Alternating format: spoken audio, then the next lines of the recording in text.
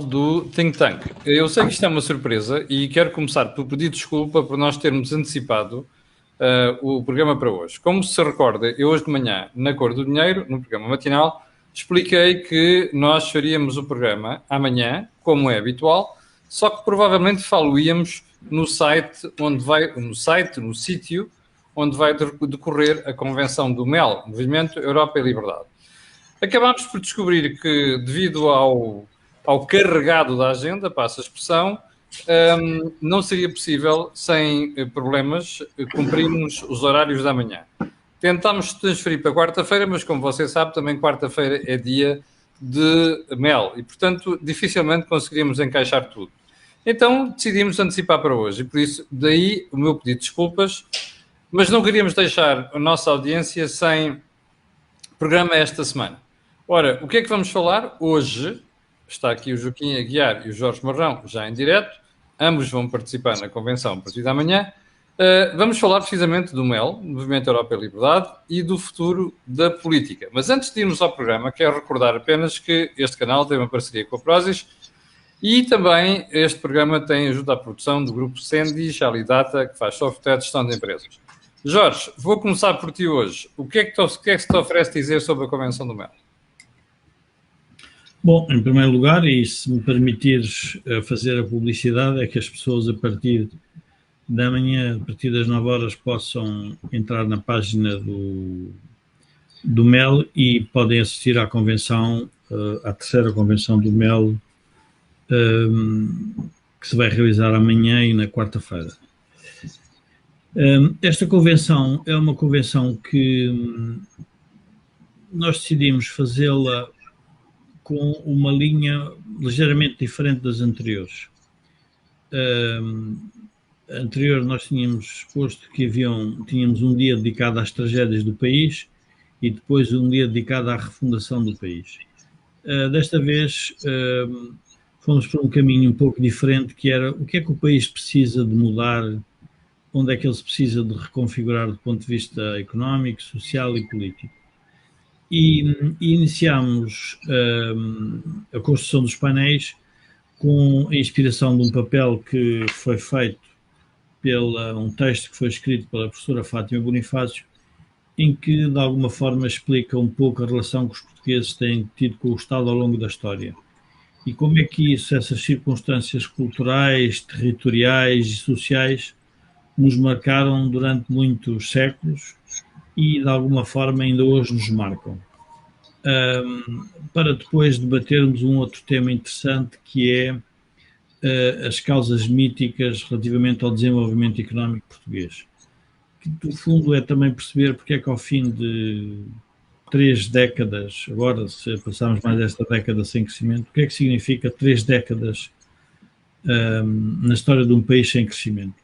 O que é que isso pode ser relevante para a sociedade como um todo, para a economia e também, obviamente, para a política, porque é a política que tem que resolver os problemas do país e, portanto, isso terá com certeza algumas consequências. E depois temos muitos outros temas que eu recomendaria que as pessoas vissem a página do MEL, que está lá o programa relativamente detalhado, em que iremos debater temas também da atualidade europeia, temas da sociedade específica portuguesa, sempre na lógica de que é através do debate cívico aberto, com pessoas que não estão de acordo connosco, algumas estão, que constroem plataformas programáticas interessantes e que os partidos possam, se assim o entenderem, usar algumas daquelas ideias. Mas Jorge, deixe-me só fazer uma série de perguntas que têm estado no ar nos últimos meses e que inclusive uma parte da comunicação social e não só da classe política tem veiculado. Já agora vou fazer uma declaração de interesses. Eu não pertenço ao MEL, eu não sou o fundador do MEL, mas já participei no ano passado nos painéis e vou participar amanhã num. E vou explicar porquê, porque entendo que é importante discutir ideias políticas, neste caso ideias políticas à direita, porque nós temos muitos fóruns onde discute política à esquerda. Mas agora vou fazer uma série de questões ao Jorge, que são aquelas que têm sido veiculadas por jornalistas, por uma parte de comunicação social, mas também por uma parte de desinformação. Jorge, a primeira é, o MEL quer se tornar um partido político? Jamais, enquanto eu for presidente do MEL, e o Joaquim penso que também como associado fundador comigo. E porquê? Porque os partidos que nós temos são partidos que já representam grande parte, se quisermos, das ideias e das ideologias das pessoas que participam no MEL. O que nós queremos é influenciar o debate partidário de uma forma mais independente e não tão estrita como que temos que fazer se estivermos dentro de um partido. A disciplina partidária é algo que, obviamente, tem utilidade para o exercício do poder, mas para o exercício de reflexão ela às vezes é um pouco castradora. E, portanto, é através de um debate da sociedade civil que nós pretendemos influenciar um conjunto de políticas. E, portanto, liminarmente registramos essa ideia do MEL alguma vez se tornar um partido político. Agora, nós vamos fazer política e vamos fazer debate político sem entrar na luta partidária. Isso é claríssimo. Ok, antes de irmos ao Joaquim, também tinha questões para o Joaquim. Eu quero agradecer realmente ao enorme, entre aspas, exército de seguidores, não só da Cor do Dinheiro, como o Think Tank. E, sobretudo, aquelas pessoas que sistematicamente vêm para aqui dizer que estão a ver de Munique, de Manchester, do Oman, da Arábia Saudita, dos Estados Unidos, do Brasil e por aí adiante. Mostra que existe, apesar de tudo, muita gente que está fora de Portugal e que se mantém interessada naquilo que se passa em Portugal. Isso é um muitíssimo bom sinal. Bom, Joaquim, já fiz esta questão de tornar-se um partido político ou não, ao Jorge. Qual é o interesse de fazer política sem fazer política nos partidos, Joaquim? Camilo, o MEL não é um protagonista político. Os partidos são protagonistas políticos. O MEL é uma plataforma de debate e de reflexão. E, nesse sentido, todos os partidos podem usar o MEL da mesma maneira que as companhias de teatro podem usar os edifícios onde estão os teatros. Mas não parecem interessados, Joaquim Eduardo. Na direita já houve gente que não quer estar. À esquerda estão a chamar a malta do MEL fascistas e outros epítetos do género. Ou seja, parece que há muita gente que não quer lá estar a discutir ideias. Camilo, mas também isso é perfeitamente natural, porque se nós analisarmos a história política, é a direita que configura a esquerda e é a esquerda que configura a direita. Isto é, uns e outros precisam de identificar o adversário para se afirmarem. Isso são os protagonistas políticos. Agora, as plataformas de debate e reflexão não precisam de entrar nesse jogo de opostos, desse jogo de confrontos, onde cada um só existe desde que ataca o outro. A reflexão e o debate não têm nada a ver com isso. Tem a ver com campos de possibilidades, oportunidades, estratégias. É possível hoje dizer à direita que aquilo que aconteceu em 2015, quando António Costa respondeu à tentação que o PCP lhe pôs à frente, quando diz o PS só não será governo se não quiser. Essa frase essencial de 2015 significou uma configuração da esquerda em que pequenos partidos precisam do grande partido que é o PS para que o PS os transporte para a área do poder. Em contrapartida, o PS paga esse serviço, que é o que lhe permite ter acesso a uma maioria absoluta, paga esse serviço com a integração nas suas decisões daquilo que são as principais reivindicações desses pequenos partidos. Todos ganharam, porque os pequenos partidos ficaram com um grau de influência superior àquele que poderiam ter com os seus resultados eleitorais, e o PS pôde ser governo de maioria absoluta porque tem o apoio parlamentar. Tem, ou pelo menos tinha. Porque o problema com este tipo de configurações é que não tem consistência e coerência.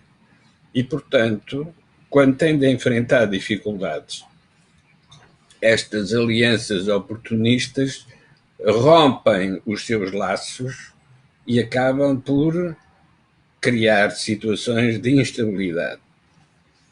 À direita, o que aconteceu foi outra coisa completamente diferente. Em 2015, quando se considerava vitoriosa em eleições e quando tinha um presidente, Cavaco Silva, que tudo fez para que houvesse um entendimento entre o PSD e o PS, essa configuração à direita sentiu-se traída pela história, porque depois de ter conseguido realizar um programa de ajustamento, é afastada do poder e o que verifica é que quem fica no poder quer destruir tudo aquilo que tinha sido o trabalho feito entre 2011 e 2015.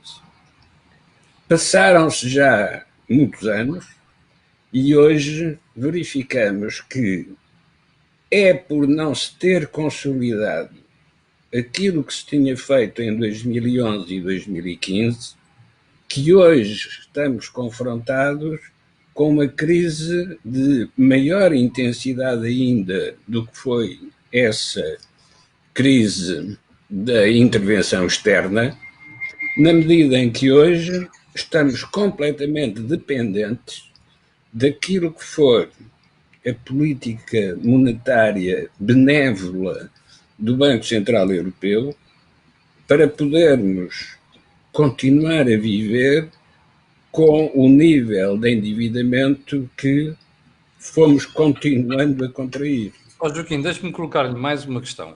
O Jorge dizia há bocadinho que Portugal não precisa dos partidos, o que precisa é que os partidos existentes se transformem e discutam as ideias, os princípios e o diário. Eu, há uns 10 anos, tenho exatamente a mesma convicção. O problema é que nós não estamos a ver nada de transformação nos partidos. Bem pelo contrário. Camilo, era perfeitamente visível a partir de 72, 73 que o regime de Marcelo Caetano estava condenado pela sua própria incapacidade de responder à questão colonial. Hoje é perfeitamente previsível que o atual sistema político, à direita e à esquerda, não tem resposta para a crise de dívida que está criada na sociedade portuguesa. E por isso é que o MEL se chama Europa e Liberdade. Só a Europa é que nos pode continuar a assegurar um regime de liberdade quando estamos presos e, portanto, sem liberdade, estamos presos a um nível de dívida excessivo. Nem à direita, nem à esquerda há partidos que tenham resposta para esta questão da dívida. E esta questão da dívida tem uma outra tradução. É que onde há dívida é preciso pagar os encargos com juros, os encargos financeiros da dívida. Mas se há dívida, então é também porque não há capital. E se não há capital, é o próprio funcionamento da economia, designadamente das empresas, pagamento dos salários, que está em risco. Porque onde não há capital, só se pode continuar a funcionar desde que se continue a aumentar a dívida. E aí caímos outra vez na Europa. Ou a Europa nos permite isto, ou não são os partidos portugueses, à direita e à esquerda, que têm a resposta para este problema. Então, vamos inverter a relação. Se a Europa é tão importante, então precisamos de interiorizar na política portuguesa aquilo que são as indicações que vêm do espaço económico europeu, económico e financeiro europeu. Isso significa interiorizar o exterior. Isto é, temos de ter uma lógica de funcionamento que não seja o distributivismo interno, mas sim ganhar posições competitivas no exterior para podermos ir absorvendo gradualmente a tal dívida excessiva que acumulamos. Joaquim, deixa-me voltar ao Jorge para lhe fazer uma pergunta sobre o que se vai passar amanhã e depois da manhã. Jorge, o que é que tu esperas que na quarta-feira, ao final do dia, tenha mudado na política portuguesa? Bom, o que nós esperamos, alguma coisa já mudamos na política portuguesa. A partir do momento em que, observando a comunicação social e a reação que os partidos da extrema-esquerda tiveram, e também algumas pessoas dos partidos do espaço à direita tiveram, revelou que aquilo que nós estamos a fazer tem algum sentido, que é o sentido, primeiro, de pôr em causa a atual reconfiguração política, que é uma configuração que pode impedir o Partido Socialista de caminhar mais para os caminhos da Europa e os caminhos da liberdade, e, por outro lado, os partidos à direita, que eles próprios também ainda não estão de acordo sobre quais seriam esses caminhos que teriam que provavelmente trilhar em conjunto se assim se revelasse necessário. E, portanto, o fracionamento dos partidos relativamente ao MEL eu diria, é uma notícia, do ponto de vista, se quisermos, de comunicação boa, porque nos dá o protagonismo, mas ainda é má no sentido em que ainda não perceberam ao que nós estamos a ir. Porque nós queremos fazer um debate sereno, tranquilo, convidar, aliás, pessoas que tenham ideias diferentes de quais são os caminhos que o país pode trilhar para resolver uma parte dos problemas que o Joaquim referia. E, portanto, nós estamos numa situação, como sociedade, que merece uma reflexão e merece que a sociedade não fique acantonada e espartilhada sobre a luta partidária.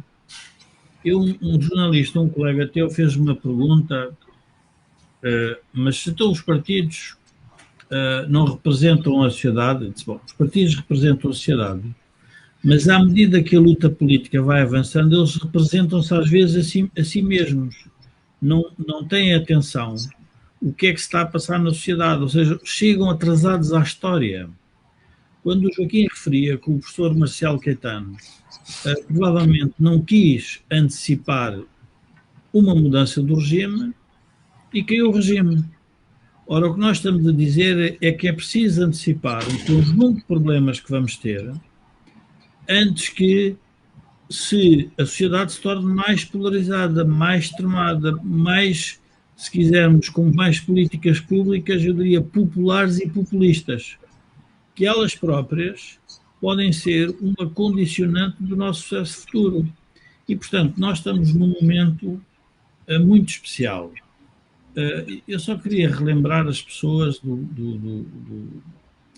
de alguns números, porque de vez em quando nós falamos e depois perdemos o que é que nós estamos a querer dizer.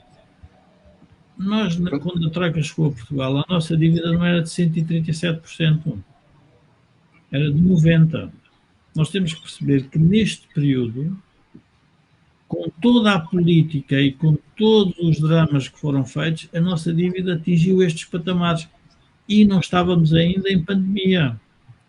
A pergunta é, mas que modelo de sociedade e de economia é que nós vamos oferecer aos portugueses para que o pagamento desta dívida seja feito de forma, primeiro, que não crie uma tensão social excessiva mas ao mesmo tempo que nos permita voltar a crescer.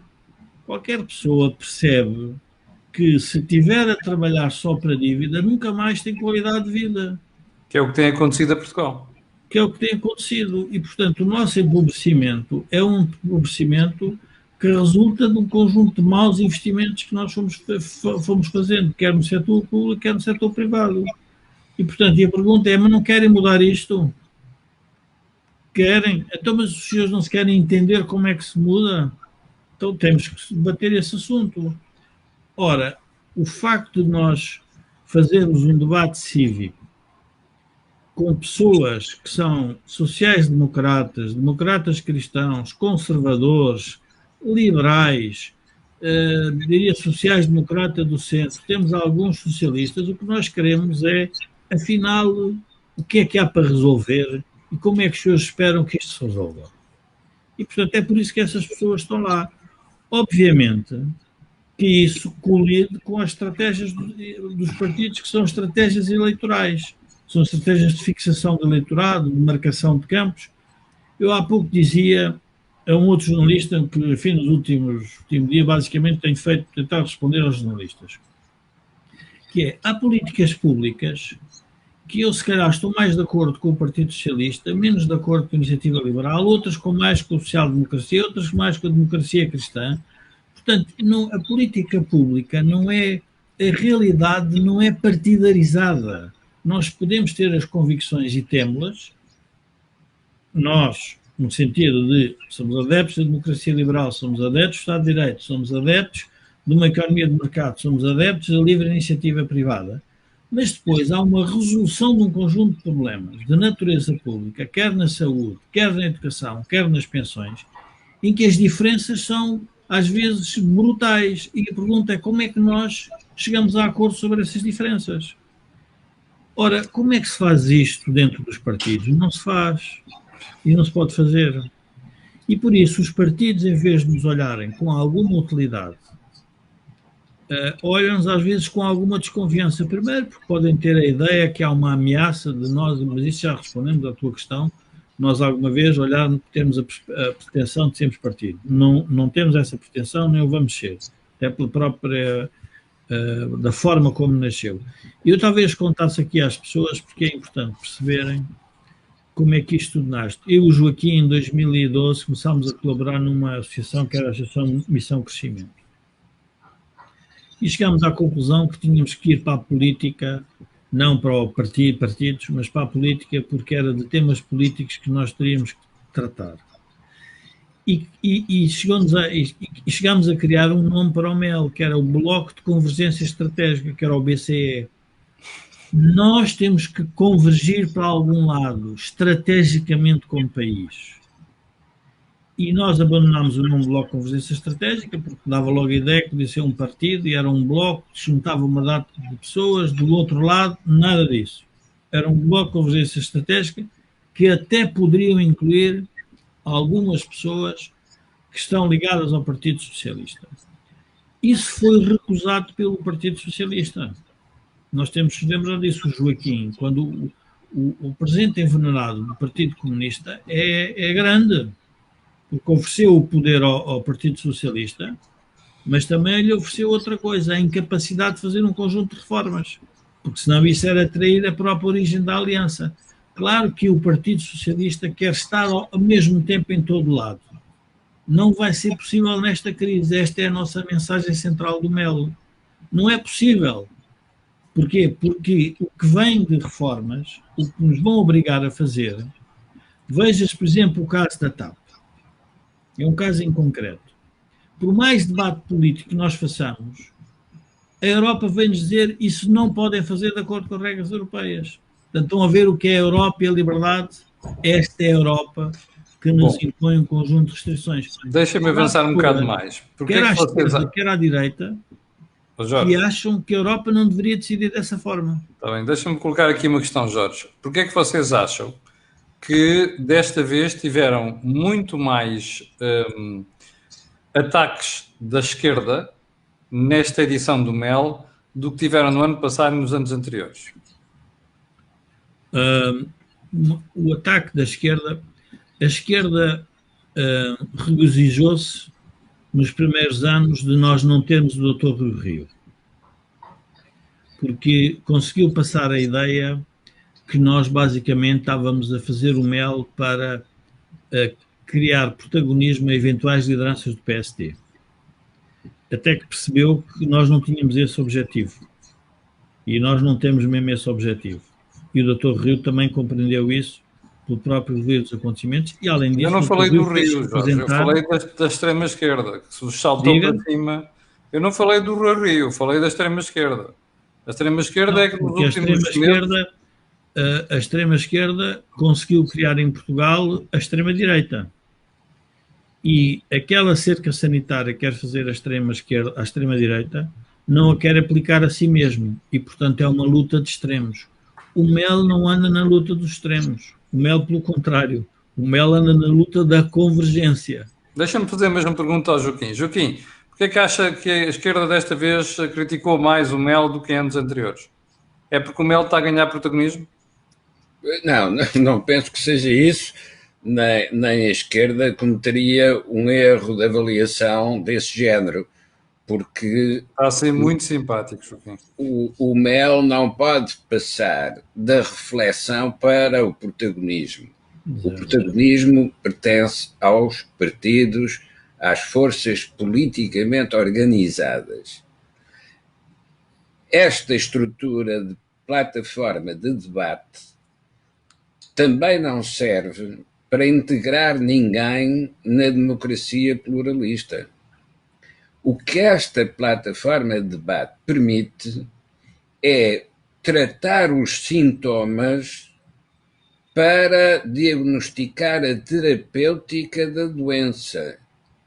Isto é, quando se diz que André Ventura é de extrema-direita e o MEL está a integrá-lo nas correntes aceitáveis na democracia, comete-se um erro de análise. Porque é indiferente o que é que um deputado significa ser de extrema-direita ou ser de extrema-esquerda. A UDP já teve um único deputado na Assembleia da República. Não quer dizer que não fosse representativo. Representativo de quê? Era um sintoma de uma doença do sistema político e que teria de ser tratada com a terapia adequada. E a UDP evoluiu para o que é hoje o Bloco de Esquerda. Já não tem esse isolamento na Assembleia da República. Também o André Ventura é um sintoma. Não é o tratamento da doença.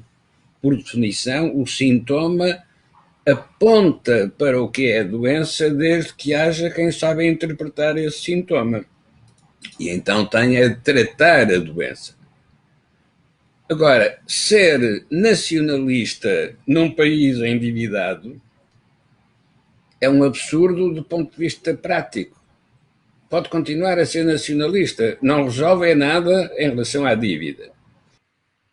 Ser a migração numa sociedade que demograficamente está em decadência e que vai precisar de imigrantes é um sintoma, mas não é uma terapia. A terapia, para esse caso, é tratar na Europa o que é a política de imigração europeia. Porque os franceses vão precisar disso, os espanhóis vão precisar disso, os italianos e os gregos vão precisar disso e Portugal também precisa. É preciso uma política de imigração comum, que trate os imigrantes com a devida dignidade e humanidade, mas que responsabilize os países de origem para onde os imigrantes que não cumprirem as leis europeias serão devolvidos e esses países de origem serão obrigados a recebê-los. Esse é que é o trabalho diplomático que será possível quando a Europa tiver uma política de imigração comum. Porque isso significa que, se há uma política de imigração comum, então há uma diplomacia que obriga os países de origem a respeitarem as indicações dessa política de imigração comum. E isso tanto significa para receber imigrantes, como significa para expulsar e devolver imigrantes que não cumpram as leis europeias. Ora, este tipo de trabalho não se pode esperar que o partido do deputado André Ventura tenha ideias sobre isto. Não, ele tem ideias sobre o sintoma, sobre o incómodo. Trata-se de responder politicamente a esse incómodo, a esse sintoma, com uma estruturação política do problema. E isso já não é o André Ventura que sabe fazer, porque nunca disse como é que isso se fazia. Mas é possível desenvolver, e o António Vitorino, por exemplo, já trabalhou nisso, é possível desenvolver linhas de política europeia comum para a questão da imigração. Joaquim, então porquê é que isso tarda tanto? Porque, repare, o fenómeno tem pelo menos 10 anos, já prejudicou países como a Itália, como a Grécia, agora crescentemente Espanha, Portugal também parece que já tem uma rotazinha. Portanto, porquê é que estamos a demorar tanto tempo para ter uma política comum de imigração? Camilo, a realidade não se muda por decreto. É preciso que a realidade evolua e dê indicações sobre aquilo que vai ser o decreto que responde a esses problemas. Só depois disso é que há decreto. Antes disso, pode haver queixas, pode haver declarações de vontade, tudo isso é indiferente, porque ainda não se chegou ao ponto de poder passar do sintoma para a terapia. Há sintomas, mas não há terapia. Joaquim, deixe-me só fazer um comentário, porque acho que ajuda também aqui a fixar um dos problemas da democracia, da jovem democracia portuguesa. O Mel não pediu licença a nenhum partido, nem à esquerda, nem à direita, para se associar e para exprimir aquilo que acha que deve fazer na sociedade. Ora, os partidos, em geral, querem dominar o espaço público. Quando nós olhamos hoje para as televisões repetem o que se passou no Parlamento no telejornal e depois fazem um debate a seguir informativo com políticos que repetem os debates parlamentares. Portanto, tudo o que sejam vozes que não estejam de acordo com as linhas orientadoras dos partidos relativamente ao conjunto de matérias, há uma espécie de uma cortina que é criada. E o mais grave é quererem criar essa cortina de quem é que nós devemos convidar.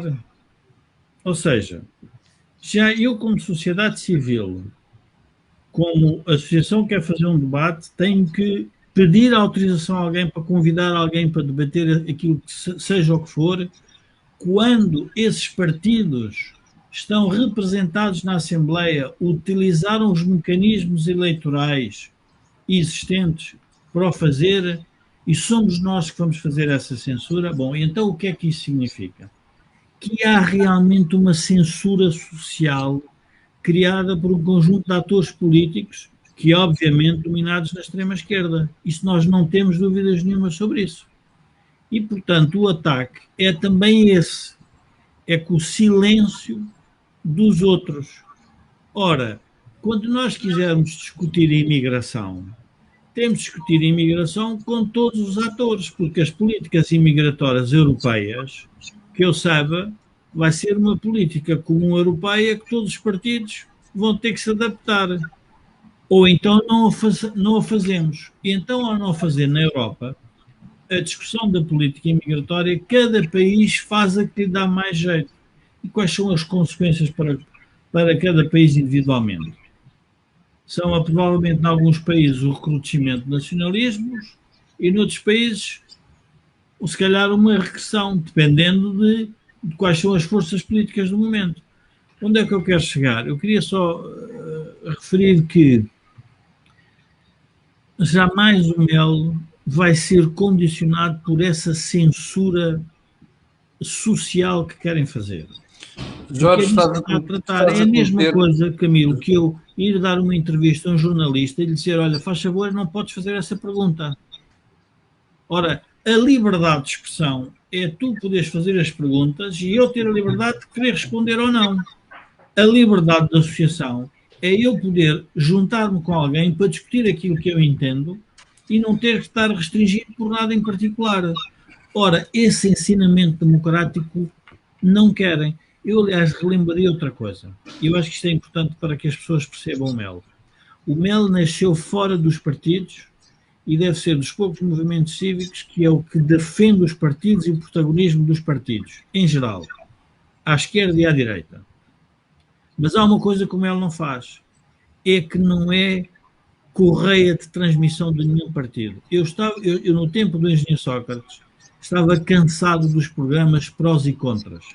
Que era, parece que agora importa responder aqui ao Carlos de Almeida. Eu acho que ele não percebeu ainda o que é o Melo, mas pode responder ao Carlos de Almeida. Já agora uma pergunta provocatória, porque é que não convidaram o PCP e o Bloco de Esquerda? É evidente, nenhum deles está de acordo com os temas relacionados com a Europa, que é a liberdade. E não teria que os convidar, porque e é importante as pessoas perceberem isso. Nós, quando fizemos o Melo, foi para criar uma plataforma programática alternativa a uma existente que configurava uma ligação do Partido Socialista à extrema-esquerda, do qual nós não estávamos de acordo. E, portanto, não poderemos... Vamos lá ver. Agora, o Partido Socialista... Jorge, deixa-me explicar ao Carlos que a razão é a mesma pela qual nós criámos o dia D e eu não convido comentadores de esquerda, ponto final. Aquilo é para discutir a direita à direita e, portanto, é esse o objetivo. Mas, Camilo, mas tu no dia D ainda podes estar mais, eu diria, à direita. Nós no MEL estamos numa posição um bocadinho diferente. Mas isso é assumido por mim, Jorge. Aquilo é uma discussão à direita e feita por gente de direita. Eu não quero lá gente de esquerda. Quando eu quero gente de esquerda, tenho uma minha secção de entrevistas que entrevisto gente de esquerda. Claro. Aquilo é para discutir problemas à direita. Mas no MEL ainda estamos um bocadinho diferente. No MEL nós sabemos que há políticas públicas que a esquerda moderada tem que querer adotar. E precisamos de fazer isso. Porque se não o fizermos... então não estamos a prestar o serviço que entendemos ao país, que é há convergência sobre um conjunto de matérias. Se ela é feita mais rapidamente à direita, ótimo. Se ela é feita mais rapidamente à direita, com o centro, incluindo algum centro-esquerda, ótimo. O que nós não podemos é não debater os problemas do país. O Joaquim tem uma preferência ideológica que é distinta da minha, e eu é distinta de ti, é-me indiferente. Agora, a algum momento temos de chegar a acordo do que é que vamos fazer. Porque não podemos estar eternamente bloqueados porque tu dizes que és liberal, o Joaquim porque é conservador e eu porque sou social-democrata ou vice-versa. Bom, eu não posso ir por aí. Ora, isto não funciona numa democracia mais madura. Nós estamos a assistir à reconfiguração dos sistemas políticos em toda a Europa em que nós temos partidos que é difícil dizer se são de esquerda ou são de direita. São os partidos que têm um conjunto de programas que as pessoas acham úteis e que consideram que esses interesses devem ser defendidos na comunidade. E qual é o problema com isso? Nenhum problema. Agora, nós queremos ter os partidos fixados em ideologias fundamentalistas, quase que inamovíveis. Isso não resolve os problemas. E por isso, qual é o resultado prático? É o crescimento de novas forças políticas, é o desencanto das pessoas com a política, é a abstenção. Tudo isso é resultante e é, no fundo, esse combate que nós estamos a fazer. Mas Jorge, há bocadinho, quando eu perguntava o que é que vocês estavam à espera que, ao final do dia de quarta-feira, tivesse mudado na política portuguesa, obviamente isto era um exagero, não é? Eu estava a brincar, houve pessoas que perguntaram, eu no final do MEL? Obviamente que não, a questão não é essa. A questão é, qual é a semente que se deixa com este tipo de evento que vai ter impacto no futuro. Bom, e porquê é que eu faço esta pergunta? Porque há bocadinho, quando vos perguntei se achavam que a extrema-esquerda estava com receio do protagonismo do Mel, é muito mais do que isso. É que eu acho mesmo que a extrema-esquerda percebeu que o Mel ganhou projeção e ganhou um espaço na política portuguesa, que é pôr as pessoas a discutir. Porque senão, nunca a extrema-esquerda, e mesmo os jornalistas de esquerda, teriam pegado nisto para fazer o charivari que fizeram nas últimas semanas. Em todo caso, antes de voltar ao Joaquim, quero agradecer novamente às pessoas que nos estão a ver, inclusive do resto do mundo. Quero dar os parabéns à Fernanda Costa, que está em Macau a ver-nos a esta hora, deve ser para aí umas 4 da manhã em Macau. E quero também dizer às pessoas que podem contribuir com a sua discussão aqui. E já agora, Jorge, para quem não vai estar presente amanhã, como é que podem ver a convenção?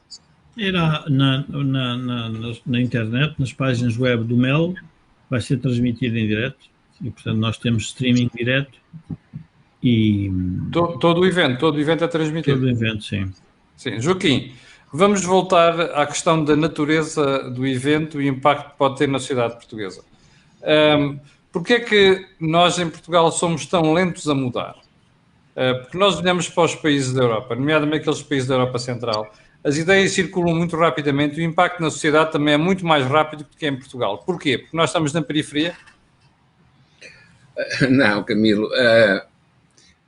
Nós não podemos esquecer o que é que foi o passado que configurou a cultura política portuguesa. Nós tivemos o Brasil, nós tivemos a Índia, nós tivemos Angola e Moçambique, nós tivemos sempre um espaço exterior a Portugal continental, de onde nós extraímos não apenas recursos, mas, sobretudo, extraímos estratégias. Não há dúvida que Portugal contribuiu para o desenvolvimento do Brasil, para o desenvolvimento de Angola, para o desenvolvimento de Moçambique e, quando saiu, deixou uma lacuna. Faz falta aquilo que era o contributo dos portugueses. Mas quando se juntam em Portugal, não podem esquecer aquilo que foi a sua história, mas quando circunscritos a este retângulo, olham uns para os outros e não descobrem pretextos de cooperação, só descobrem pretextos ou de distribuição ou de conflito. Quando Camilo há pouco perguntava porque é que a esquerda ataca o Mel, porque a esquerda precisa de ter um alvo de ataque para se justificar a si própria. E quando não tem, ou quando o alvo de ataque é fraco, então tem que inventar outro. E neste caso apareceu-lhes o Mel e aparece o Ventura como os bodes expiatórios para esse tipo de jogo. Deixa-me recordar um exemplo antigo. Francisco Sá Carneiro foi, obviamente, utilizado pela esquerda como o alvo ideal para motivar os ataques. Mas aquilo que era mais importante no Sá Carneiro era a necessidade que ele tinha de se diferenciar do que estava mesmo ao lado dele, que se chamava Mário Soares. E qual é a diferenciação que o Sá Carneiro utilizou nesse contexto? Não foi distinguir social-democracia de socialismo democrático, foi estabelecer a diferença dos modelos de sociedade. Que tipo de sociedade é que queríamos ter? E, de facto, Sá Carneiro identifica o modelo de sociedade com capacidade competitiva e integração europeia, enquanto Mário Soares mantém a tradição socialista do distributivismo e da justiça social com financiamento europeu. Isto é, a Europa connosco, que foi um slogan dos anos 70, tem toda a tradição da cultura política portuguesa concentrada numa frase muito curta. Porque, de facto, Portugal precisou de se expandir porque a sua dimensão natural não chega para responder às necessidades internas. Então precisa sempre ter uma vertente externa. E essa vertente externa é ou a Europa connosco para recebermos fundos, ou a Europa connosco para termos oportunidades competitivas e para demonstrarmos aquilo que conseguimos fazer. E, de facto, hoje temos os dois exemplos. Ou recebemos fundos, ou criamos capacidade competitiva para trabalhar na escala do mercado europeu.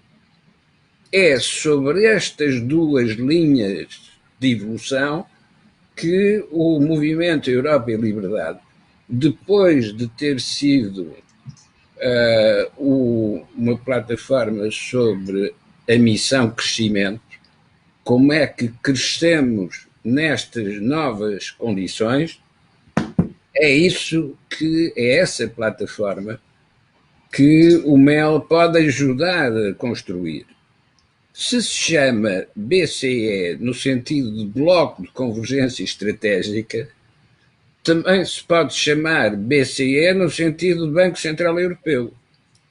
Ou temos convergência estratégica para crescer na Europa, ou ficamos dependentes das benesses do Banco Central Europeu e estagnamos na dívida. Jorge, mas isto que o Joaquim está a dizer, que está absolutamente certo, é uma coisa que nós repetimos até à exaustão mesmo. Eu diria mesmo ad nauseam aqui no think tank. É uma coisa que parece difícil de chegar às generalidades portuguesas. Porque, repara, nós fartamos de dizer que nós não podemos ter uma economia, nem uma sociedade que se estruture para 10 milhões de pessoas. Tem que ser estruturada para o mundo. No entanto, tu vês os representantes daqueles que nós, aliás, os nossos representantes, ou seja, quem nós elegemos para o Parlamento e para os governos, que estruturam uma sociedade como se ela fosse toda virada para estes 10 milhões de portugueses.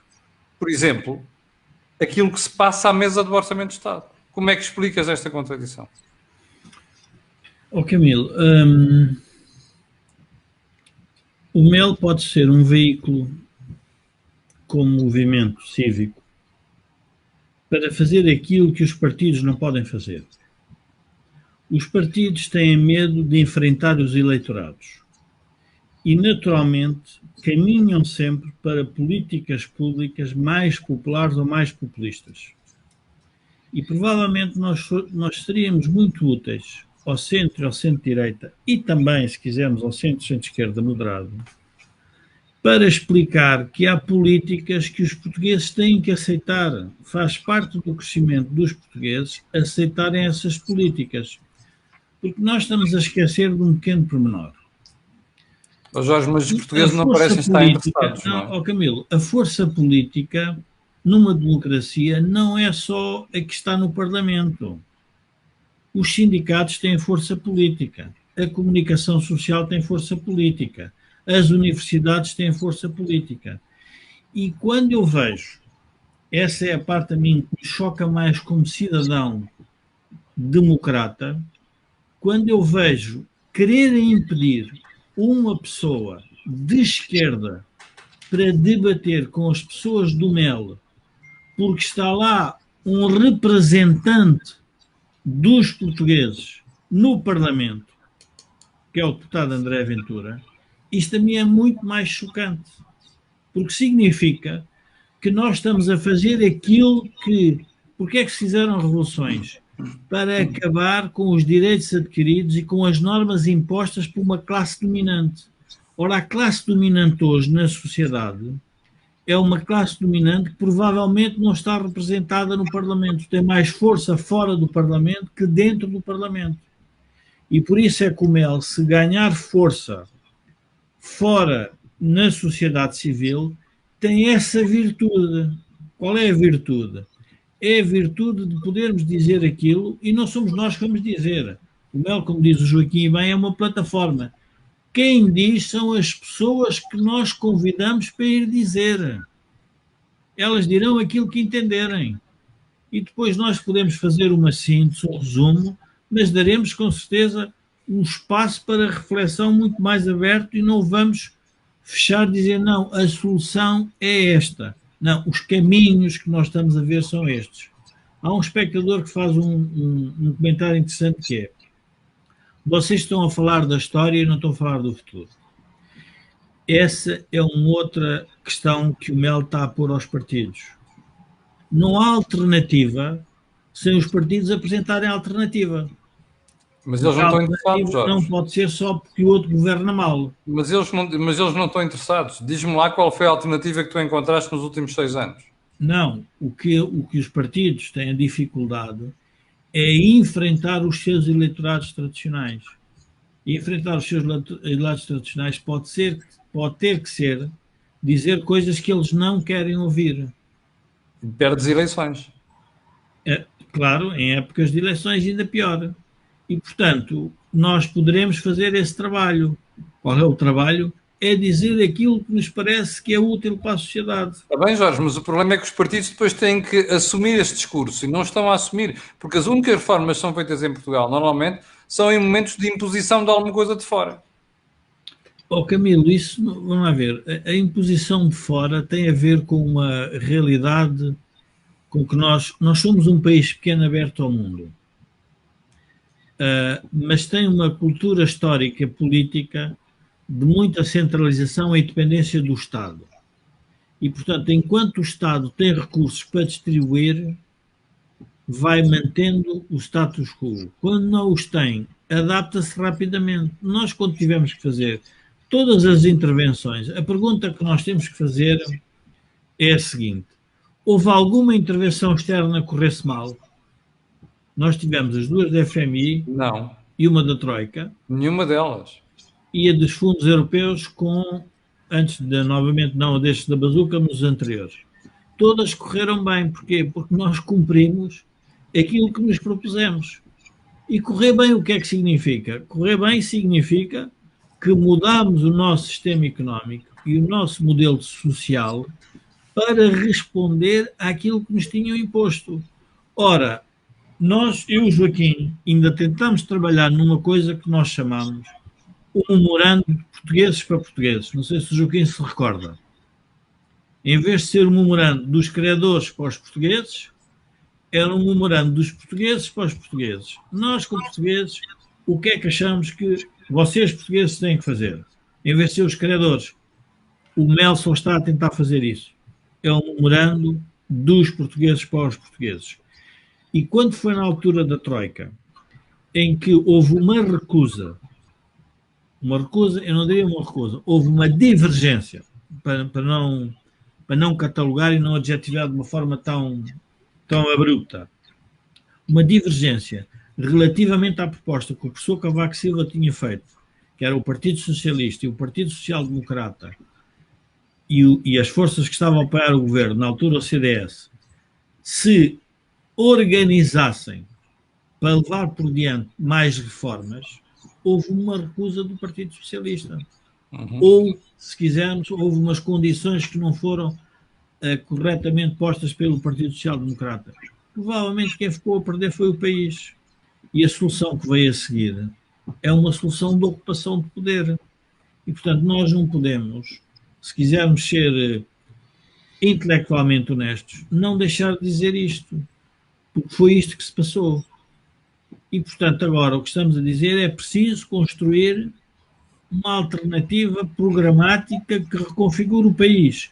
Como é que se faz isso? É juntando as pessoas. É óbvio que a extrema-esquerda quer continuar, quer manter o Partido Socialista refém das suas políticas. E, portanto, faz um ataque muito mais violento ao Mel do que o próprio Partido Socialista. Como é óbvio. Joaquim, voltando a si, eu agora já não lhe vou perguntar o que é que está à espera que tenha mudado na quarta-feira ao final da tarde, mas no próximo ano, quando estiverem a discutir a convenção do próximo ano, o que é que acha que vai ser o assunto dominante? Camilo, a política não se faz por atos espetaculares. A política faz-se por pequenos passos de aproximação a uma coisa que sempre lá esteve, mas que ninguém queria ver, e que se chama a realidade efetiva das coisas, que é uma expressão do Maquiavel, porque ele tinha a percepção que o poder só existe se estiver associado à realidade efetiva das coisas. Ora, o que nós temos que identificar é a realidade efetiva das coisas, ou seja, olhar para os sintomas e identificar a doença para poder tratar a doença e fazer desaparecer os sintomas. O sintoma pode ser a dívida, o sintoma pode ser os conflitos com a imigração, ou os conflitos com os crentes do islamismo. Há imensos sintomas. Sempre a política será identificar o que é que está por trás desses sintomas e responder a isso. Quando a política é apenas o jogo aritmético do poder, isto é, como é que se forma 51%, então o que se está a fazer é atribuir a pequenos partidos o direito de entrarem no autocarro do poder. Esse autocarro não vai poder seguir aquilo que é a orientação do condutor, porque quando vira para um lado vai ter os que estão no autocarro a obrigá-lo a virar em direção diferente. A sequência dessas oscilações, quando passa junto de um abismo, vai ser cair no abismo. Ora, a política não pode ser isso. A política tem de ser desenvolvida com plataformas estáveis e coerentes. A estabilidade tem a ver com a aritmética. A coerência tem a ver com a estratégia. E não há nenhuma estratégia bem-sucedida que não tenha em conta a realidade efetiva das coisas. E, portanto, para ter aritmética eleitoral é preciso ter estratégia política. Se olharmos para os últimos 10 anos, de 2011 até hoje, a única coisa que tivemos foi os passageiros do autocarro do poder a impedir o condutor de fazer o que tinha de fazer.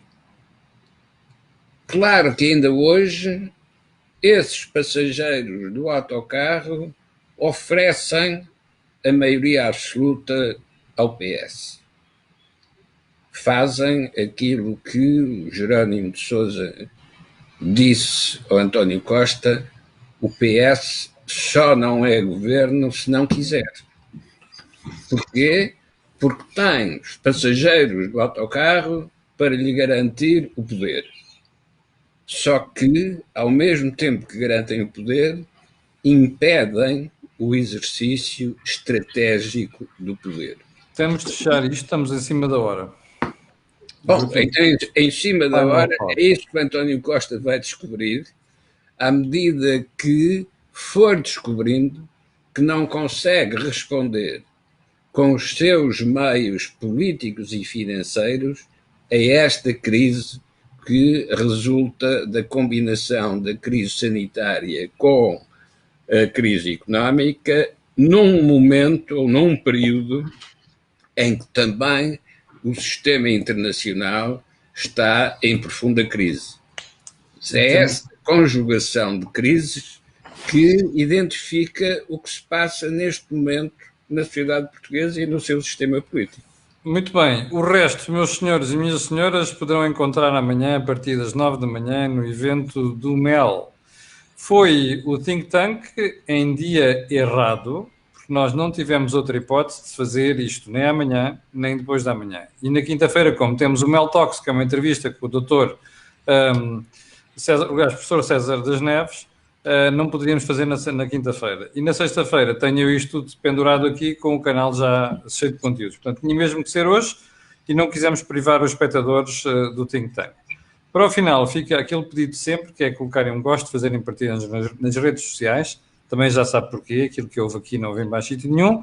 E para o final mesmo, quero recordar que o canal tem uma parceria com a Prozis e que este programa tem ajuda à produção do grupo Standish Alidata. Muito obrigado e até à próxima semana, na terça-feira, isso sim, na próxima semana será na terça-feira, às 18 horas.